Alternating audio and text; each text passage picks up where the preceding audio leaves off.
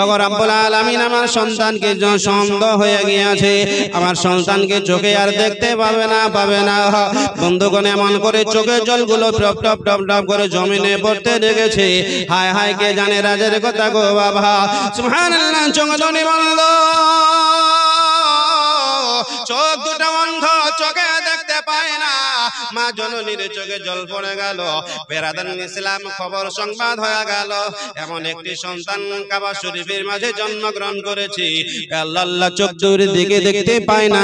সুবহানাল্লাহ, 100 টাকা চেয়েছিলাম, আল্লাহ তাআলা মেহেরবানিতে দিয়ে দিয়েছেন। আল্লাহ যেন কবুল করেন, জোরে বলুন আল্লাহুম্মা আমিন। সুবহানাল্লাহ, বাবা জীবন আমার দেখছেন চোখ দুটো বন্ধ, যেমনই দেখছেন চোখ দুটো বন্ধ। সুবহানাল্লাহ, মায়ের মনটা খারাপ, শোরগোল মেচে গেল, চতুর্দিকে খবর সংবাদ ছড়িয়ে গেল। কাবাতে এমন একটা সন্তান জন্মগ্রহণ করেছে যার চোখে দেখতে পায় না, চোখে দেখতে পায় না। মা কান্দেন, হায় আল্লাহ আমার সন্তান চোখে দেখতে পায় না। ও মা গো, আপনার একটা ছেলে যদি অন্ধ হয় আপনার কত খারাপ মনে হয়। বেরাদার সুবহানাল্লাহ, মায়ের যদি 10টা সন্তান হয়, মায়ের যদি 10টা সন্তান পৃথিবীতে জন্ম দেয়, ওই 10টা সন্তানকে সমান সমান মা জননী ভালোবাসে।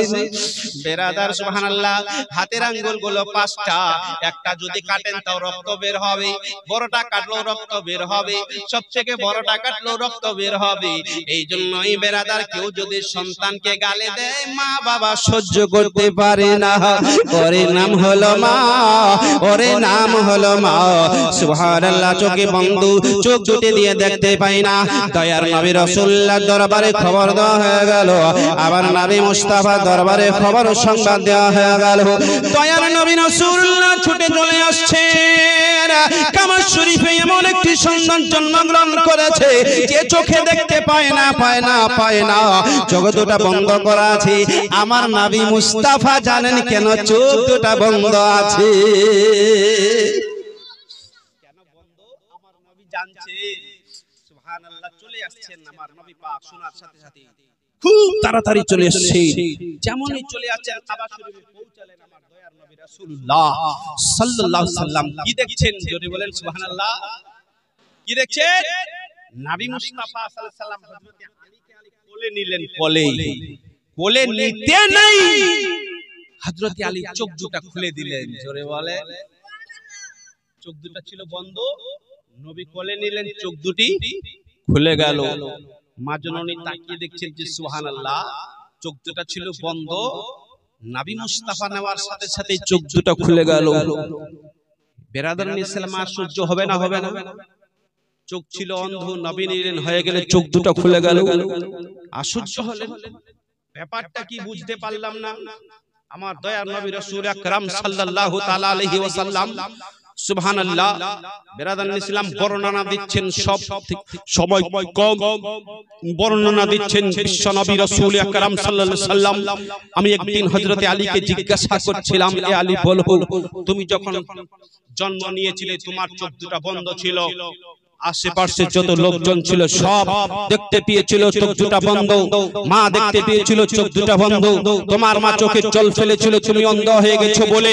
কিন্তু আমি যখন তোমাকে কোলে নিলাম তোমার চোখ দুটো খুলে গেল কেন?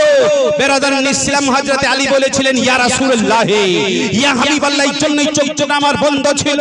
আমি যখন আমার মায়ের পেটে ছিলাম খোদার দরবারে বলেছিলাম, পরওয়ারদিগার, পৃথিবীতে যাওয়ার সাথে সাথে কোন গাছের উপরে আমার জন্য নজর না পড়ে, কোন বৃক্ষের উপরে চরণ নজর না পড়ে, মাটিতে আমার জন্য নজর না পড়ে, কোন বাড়িতে আমার জন্য নজর না পড়ে, মাদ্রাসা মসজিদে নজর না পড়ে, জন্মের সাথে সাথেই যেন আমি রাসূলুল্লাহকে দেখতে পাই। এই জন্যই আমি চোখ দুটো বন্ধ করে রেখেছিলাম। কি বুঝলেন? যে নবীকে আগে দেখবেন, ভুলে চোখ দুটি বন্ধ। আলী তো কেবল বাচ্চা। সুবহানাল্লাহ, এই জন্যই তো নবী বলছেন, আনা মাদিনাতুল ইলম ওয়া আলিয়ুন বাবুহা, আমি হলাম ইলমের সমন্বয় আর আলী হলো তার দরওয়াজা। জোরে বলবেন না? দরওয়াজা যদি খোলা না থাকে ঢুকতে পারবেন? ঘর আছে কিন্তু দরওয়াজা নাই, ঢুকবেন কি দিয়ে? তো ঘরে ঢোকার জন্য দরওয়াজা পেয়ে যখন তো নবী মুস্তাফা বলছেন না, আমি হলাম ইলমের সমন্দর আর আলী হলো তার দরওয়াজা। তো নিলেন কোলে, যেমন কোলে নিয়েছেন তো সুবহানাল্লাহ চোখ দুটো খুলে দিলেন। আমার নবী মুস্তাফা সাল্লাল্লাহু আলাইহি সাল্লাম সুবহানাল্লাহ মুচকি মারি হেসে নবী মুস্তাফার থুতু মোবারক হযরতে আলীর জবানে দিয়ে দিলেন। বলবেন না সুবহানাল্লাহ? আলীর জবানে দিয়ে দিলেন। এত তাসির বেড়ে গেল নবী মুস্তাফার থুতু মোবারকে। আল্লাহু আকবার। কসম খোদার করে বলি বেরাদারান ইসলাম, সময় তো সংকীর্ণ বলে আমি অসুবিধা হচ্ছে, কিন্তু হযরত জিবরাইল কি জানেন? জিবরাইল নাম শুনেছেন না? জিবরাইলের কাজ কি? জিবরাইলের কি কাজ? এই ভুল বলছো কেন? জানছো না তো ভুল বলছো কেন? ইসরাইল রূহ কবজ করে। জিবরাইল কি করে? জিবরাইল আল্লাহর কাছ থেকে সংবাদ নবীদের পর্যন্ত নিয়ে আসেন। ওর এই নাম হলো জিবরাইল। যদিও ভাষাটা বলা ঠিক নয়, আমি বুঝিয়ে দেওয়ার জন্য আপনাদের মাঝে বলছি রে ভাই। মানে আপনারা পিয়ন দেখেছেন না, চিঠি আপনার বাড়িতে পৌঁছায় না পৌঁছায়। তদ্রুপ যদিও ভাষাটা বলা ঠিক নয়, বোঝানোর জন্য বলছিলাম যে নবী মুস্তাফা সাল্লাল্লাহু আলাইহি সাল্লামের কাছে আল্লাহর দরবার হতে খবর সংবাদ নিয়ে আসতেন জিবরাইল। জোরে বলবেন না? সুবহানাল্লাহ। তো সুবহানাল্লাহ, ওই জিবরাইল আলাইহিস সালাতু ওয়াস সালাম মানুষের রূপ ধারণা করছেন, মানুষের চেহারা। তো হযরত আলীর সামনে দাঁড়িয়ে বলছেন, হে বলো তো জিবরাইল কোথায়? অথচ জিবরিল নিজে বলছেন। কাকে বলছেন? আলীকে বলছেন জিবরাইল কোথায়। তো হযরত আলী চোখ দুটো বন্ধ করলেন। আমরা চোখ দুটো বন্ধ করে দেখে না খুলে দেখি? খুলে দেখেন না বন্ধ করে? খুলে দেখেন। আর চোখ যদি বন্ধ করেন তো কি দেখতে? সব বন্ধ। কিন্তু আল্লাহ ওয়ালা চোখ বন্ধ করলে মদিনা শরীফ পর্যন্ত দেখতে পান। জোরে বলেন সুবহানাল্লাহ। জি, চোখ দুটো বন্ধ করলে দেখে নিতে পারেন, পাওয়ার শক্তি ক্ষমতা আল্লাহ দিয়েছেন। এই জন্যই তো দোজাহানের নবী রাসূলুল্লাহ হাজির ও নাজির। আমার নবী সরওয়ারে কায়নাত সাল্লাল্লাহু আলাইহি সাল্লাম বেমিসাল। তো হযরত জিবরাইল বলছেন বলো, আলীকে বলছেন বলো জিবরাইল কোথায়? আসমানি চোখ দুটো দেখছেন, তা আরশে আজিম দেখলেন, তাতুস সারা দেখলেন, উত্তর দক্ষিণে দেখলেন, কোথাও জিবরিল কে খুঁজে পেলেন না।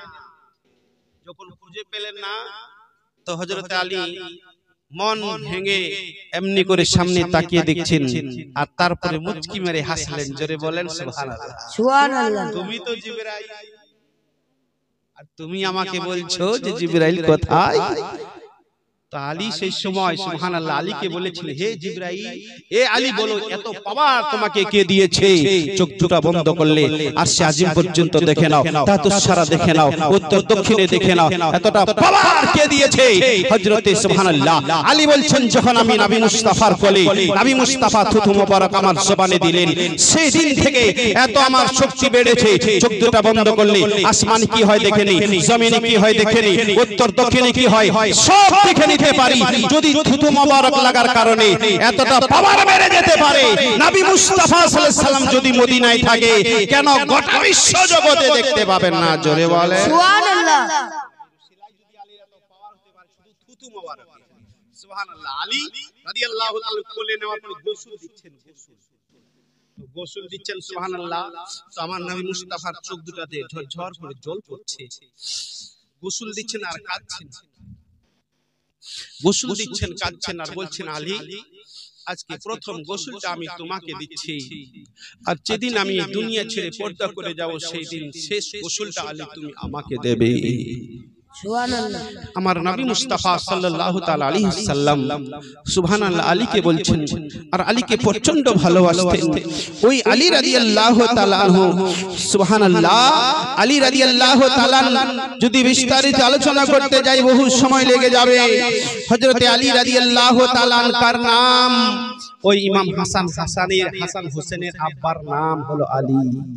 যেই আলী সুবহানাল্লাহ আসর কাজা করেছিলেন। বন্ধুগণেরা আমার, নামাজ কাজা হয়ে গেছিল, আমরা কেঁদেছি। নামাজ কাজা হলে, নামাজের পর নামাজ কাজা হয়, কান্দি না। ফজরের ওই আপনার মুহাব্বতে বলুন সুবহানাল্লাহ। সুবহানাল্লাহ। কেমন করে ঘুমাও তুমি ফজর করে কাজা, এমন তো হতে পারে জহরে জানাজা এমন তো হতে পারে জহরে জানাজা কেমন করে ঘুমাও তুমি ফজর করে কাজা এমন তো হতে পারে জহরে জানাজা মুসলমান হয়ে জন্ম নিলে মুসলমানের ঘরে কাফের মুমিন তফাত হয় ওই নামাজের উপরে কাফের মুমিন তফাত হয় ওই সালাতের উপরে এই জীবনে সালাত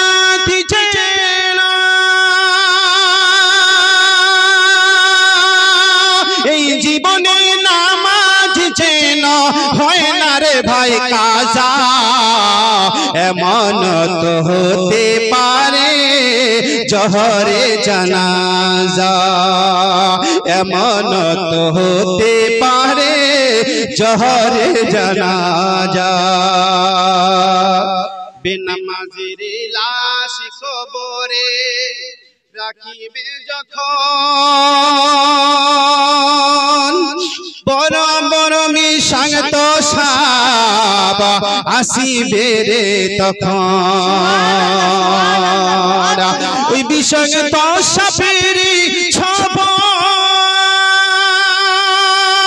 ওই মিশাং তো সাপের ছবল বেনামাজির সাজা এমন তো হতে পারে জহরে জানাজা কেমন করে ঘুমাও তুমি কেমন করে ঘুমাও তুমি ফজর করে কাজা এমন তো হতে পারে ওই জহরে জানাজা এমন তো হতে পারে ওই জহরে জানাজা ঠিক না বেটি ফজর কাজা করলেন জোহর যে পড়তে পারবেন তার কোনো গ্যারান্টি আছে গ্যারান্টি নাই এইজন্য হাত পা দুটো জড়িয়ে ধরে বলি সব পড় কিন্তু যখন আপনি যাবেন কবরে ওই নামাজ হবে আপনাদের আপন হবে না হবে না জি তাহলে আমরা যেটাকে আসল সেটাকে ছেড়ে দিয়ে রেখেছি আর যেটা নকল সেটাকে আঁকড়ে ধরে রেখেছি বেরাদারান ইসলাম নামাজটা আমাদের আদায় করতে হবে আপনার মুহাব্বতে বলুন সুবহানাল্লাহ সুবহানাল্লাহ আর হাত তুলে বলেন ইয়া রাসূলুল্লাহ ইয়া রাসূলুল্লাহ তো আলীর নামাজ কাজা কি কাঁদছেন তো সুবহানাল্লাহ কাঁদছেন তো নবী মুস্তাফা বলছেন যে তুমি কাঁদছো কেন বলছি ইয়া রাসূলুল্লাহ নামাজ কাজা হয়ে গেছে আদা করতে পারিনি তাই কাঁদছি তো আমার নবী বলছেন যে তুমি কি আদা নামাজ পড়বে না কাজা পড়বে আলী জানতেন যে নবী আছে যেটা বলবেন সেটাই খোদার দরবারে কবুল হয়ে যায় नबी जो बोलेंगे वही रब के बारगाह में कबूल हो जाती है मौलवी रमजानी दुआ कबूल होते पारो ना होते पारी मौलाना साहिबेर दुआ कबूल होते पारे नाও হতে পারে মুনশির दुआ कबूल होते पारे नाও হতে পারে মুহাদ্দিসের दुआ कबूल होते पारे नाও হতে পারে মুকাররিরের दुआ कबूल होते पारे नाও হতে পারে কসম খোদার করে বলি আমার নবী মুস্তাফা হাত উঠাতে দেরি রব্বে বারগাহে ইলাহি में दुआ कबूल होने में देरी नहीं है सुभान अल्लाह सुभान अल्लाह যদি দোয়া করেন কারেন্টের চাইতে আগে কবুল হয় আমি বলছিলাম কাজা হয়ে গেছে তো নবী বলছেন যে সুবহানাল্লাহ যে কি পড়বে নামাজ পড়বে বলে ইয়া রাসূলুল্লাহ যদি আপনি বলতেন তো নামাজটা পড়তাম তার মানে যদি আপনারা যারা নামাজ পড়েন যদি সূর্য উদিত হয়ে যায় যদি ফজর না পড়েন তাহলে এটা কাজা হয় এই যারা নামাজ পড়েন না তারা তো বুঝেনই না যারা পড়েন না কি বুঝেন হ্যাঁ যারা পড়েন তারা বুঝেন একটা লোকে বলছিল ভাই বলো তো ফজরে কয় রাকাত নামাজ ও একটু চিন্তা ভাবনা করে বলছে মৌলানা সাহেব ফজরে 12 রাকাত নামাজ বুঝে না কি বল ও বলছে জোহর ফজরকে বুঝে নিচ্ছে জোহর আসলে জোহরের 12 রাকাত ফরজ আর ওকে বলছে যে ফজরের কয় রাকাত নামাজ ফজরের 4 রাকাত নামাজ 2 রাকাত সুন্নাত 2 রাকাত নফল আর ওকে বলছে যে বলো তো ফজরের কয় রাকাত বলছে 12 রাকাত ফরজ তার মানে ও জানেই না আর যখন নামাজ পড়তে যাবে ওযুটা যেন ক্লিয়ার হয় হ্যাঁ ওই নামাজে গিয়ে মিস কল দেবেন না কথাটা ভালো করে মনে রাখবেন। এদিকে নামাজ পড়তে গেছেন, বুঝলেন, খুব তাড়াহুড়া জামাত চালু হয়েছে। যেমন জামাত চালু হয়েছে তো সুবহানাল্লাহ, আল্লাহ, ইমাম সাহেব আল্লাহু আকবার কেরাত শুরু করেছেন। ও বাপের বেটা খুব তাড়াতাড়ি, জানেন না কি টেনশন ছিল, খুব তাড়াতাড়ি করে ওযু করলেন। ওযু করার পরে একটা পা ধোয়া মনে নাই, আর নামাজে দাঁড়িয়ে গেছে। আর যেমন নামাজে দাঁড়িয়েছেন, এবার পায়ে নিয়ে দেখছেন খোদা একটা পা ধোয়ার মনে নাই। এই নামাজ হবে? হবে নামাজ হবে? বলুন নামাজ হবে না? তো এবার শেষে ইমাম সাহেব বলছেন, বলে ইমাম সাহেব আমার বড় ভুল হয়ে গেছে। বলে কি হয়েছে? বলছে আপনি জামাত চালু করেছেন, আমিও তাড়াহুড়া, তাই একটা পা ধোয়ার মনে নাই। আবার নামাজ তো হবে না। তোমার কি মাথা খারাপ? যাও যাও যাও, পুনরায় নামাজ আদা করো। তো তাড়াহুড়াতে নাই, মাথা ঠিক রাখে নামাজ আদায় করবেন, তবে ইনশাআল্লাহ কবুল হবে। নবী বলছেন, শুনুন কি বলছেন। নবী মুস্তাফা বলছেন সুবহানাল্লাহ, আজকে তো নামাজ পড়ছেন এখানে, আর মনটা ঘোরাঘুরি করছে মাঠে, ব্যবসাতে, বাণিজ্যে, দোকানে। এই জন্য তো কাজা হয় আমাদের নামাজ ভুল হয়ে যায়। পড়তে হতো 4 রাকাতে, পড়ে নিলাম 3 রাকাত। এমন হয় না? হয় না? হয় না? হয়। তো সেই সময় কিছুটা সময় আপনার ওয়াজিব যদি ছুটে যায়, তাহলে সহসজ্জা করতে হয়। তো সাজদাদের সহকুনটাকে কয় তাও জানেন। পড়ে ডান দিকে সালাম ফিরিয়ে তবে নামাজটাকে কমপ্লিট করাতে হয়। তো যাই হোক আজিজানে মুহতারাম বেরাদারান ইসলাম, একবার মহব্বতে বলুন সুবহানাল্লাহ। সুবহানাল্লাহ। তো নামাজ আমাদের আদায় করতে হবে, নামাজ আমাদের পড়তে হবে। নামাজ আমাদের ক্ষমা নেই, মাপ নেই। কি বলেন? নামাজ আছে, নামাজ তো মাপ নেই। নামাজ আদায় করতে হবে। বেশি আলোচনা নয়, লম্বা চওড়া হয়ে গেলে আবার অসুবিধা। তো সুবহানাল্লাহ, রাসূল আকরাম সাল্লাল্লাহু তাআলা আলাইহি সাল্লাম কে বলছেন? আলী। আপনি আছেন তো বললেন যে আমি নামাজটা পড়ে নিতাম। তার মানে আলীও জানেন যে নবী বললে খোদার কাছে কবুল হবে। বলছি ইয়া রাসূলুল্লাহ, নামাজটা আদায় করতে চেয়েছিলাম। বলে ঠিক আছে। আমার নবী মুস্তাফা সূর্য ডুবে যাওয়া সূর্যকে পুনরায় হাতের ইশারা করলেন। জোরে বলেন, হাতের ইশারা করলেন। ইশারা করতে দেরি, ডুবে যাওয়া সূর্য পুনরায় ফিরে আসমানে এলো। সুবহানাল্লাহ। পুনরায় আসমানে এলো। নবী মুস্তাফার আঙ্গুলের কত পাওয়ার! আল্লাহু আকবার। যে আঙ্গুলের ইশারা করলে ডুবে যাওয়া সূর্য পুনরায় আসমানে উঠে যায়। ওই নবী আমাদের সমান হতে পারে? আস্তাগফিরুল্লাহ বলেন। এই জন্যই নামাজ যদি জান্নাতি যদি হয়, তাহলে সমস্ত উম্মতের চাইতে আগে খোদা নবী মুস্তাফার উম্মত আগে খোদার জান্নাত, है ना? कोशिश न होगी पहले वहां और किसी की, कोशिश न होगी पहले वहां और किसी की, जन्नत में जाएंगे पहले उम्मत रसूल की। सुभान अल्लाह। জান্নাত যদি যায় আগে রাসূলুল্লাহর উম্মত আগে জান্নাতে যাবে। এই জন্যই তো নামাজ পড়লেন হযরত আলী রাদিয়াল্লাহু তাআলা আনহু, নামাজ আদায় করলেন, সূর্য উঠে গেল, নামাজ আদায় করলেন। সুবহানাল্লাহ, ওর নাম হলো আলী। জি, অনেক কথা আছে। তো সুবহানাল্লাহ, আমি যেটা বলতে চেয়েছিলাম, তো হযরত হাসনাইন কারিমাইনের আব্বার নাম হলো আলী, আর আলী রাদিয়াল্লাহু তাআলা আনহুর বিবির নাম হলো মা ফাতেমাতুজ জাহরা রাদিয়াল্লাহু তাআলা আনহা।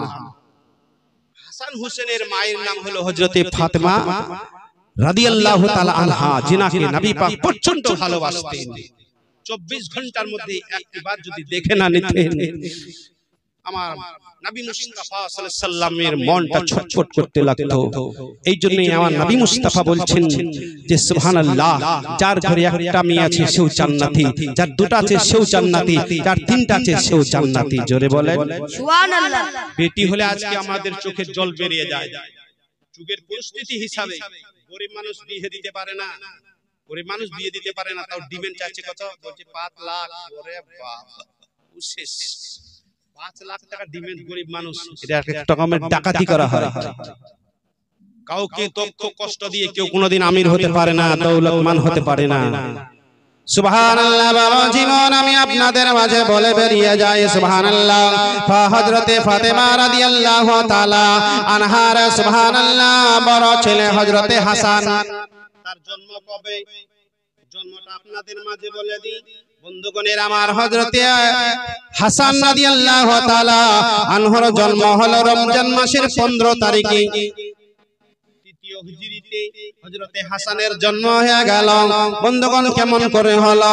আর হযরতে ইমামে হোসেন রাদিয়াল্লাহু তাআলা পৃথিবীর জমিনে যখন জন্মগ্রহণ করলেন, হযরতে ইমাম হোসেন জন্ম নিলেন সুবহানাল্লাহ শাবান মাসের 5 তারিখে চতুর্থ হিজরিতে হযরতে ইমামে হোসেন রাদিয়াল্লাহু তাআলা আনহু পৃথিবীর জমিনে জন্ম নিলেন।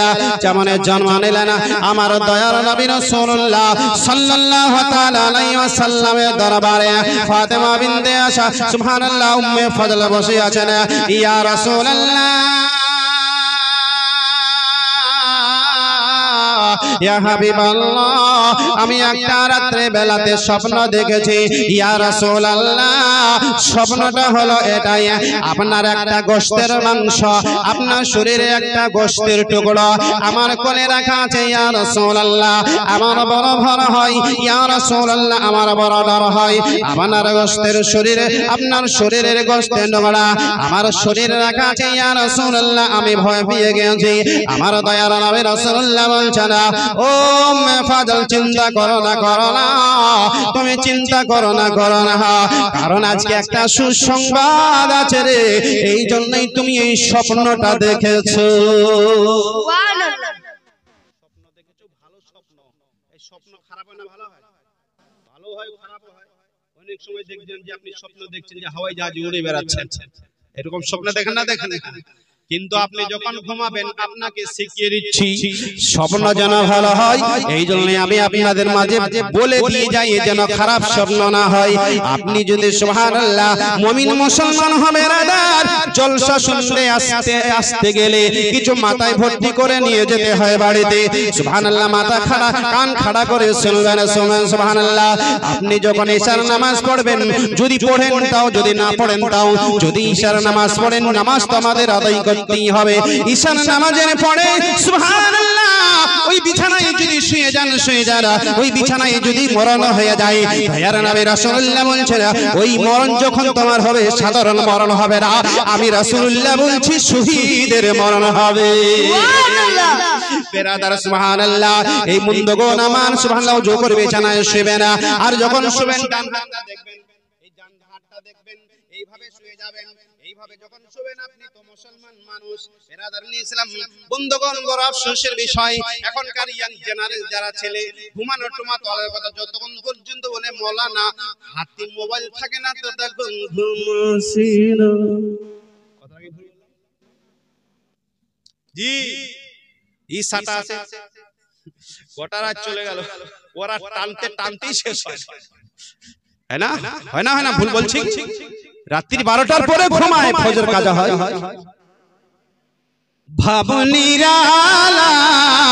ভাবনিরালায় শান্তি কেন নাই রে দুনিয়া, কি করে আসবে শান্তি? শান্তি তো আমরা নিজেই উড়িয়ে দিচ্ছি রে ভাই। বেরাদার আম্মা জানেরা, শোনের সুলতানেরা, সুবহানাল্লাহ সুবহানাল্লাহ। বন্ধুগণ যখন ঘুমাবেন এই ডান হাতটা সুবহানাল্লাহ এমনি করে ঘুমাবেন। আমার মা জননীরা কেমন করে ঘুমাবে? মা গো, আপনাদেরও বলে দিব গো, আপনারা কেমন করে ঘুমাবেন? সুবহানাল্লাহ। পুরুষেরা যেমন ঘুমাবে কেমন করে